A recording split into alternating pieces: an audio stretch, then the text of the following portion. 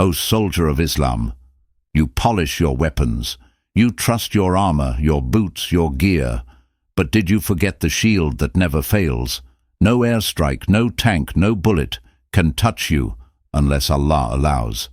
And even if it was written, dua can erase what's written. Yes, Allah is Al-Qadir, the All-Powerful. When you raise your hands in the morning and say, Allahumma afini fi badani, Allahumma inni a'udhu bika min al-kufr wal-faqr. When you say, Bismillahi alladhi la yadurru ma'asmihi shay'un. When you say, Ayatul Kursiyi after every salah, you're no longer standing alone. Angels are surrounding you. They guard your soul, your blood, your limbs. Even the bullet meant for you might miss, because you were shielded by dua. This is not fiction. This is the promise of Allah. And no soldier, no Muslim, should step into the battlefield of life without it.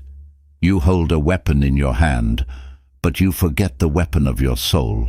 Read your morning and evening duas. Let the angels be your front line.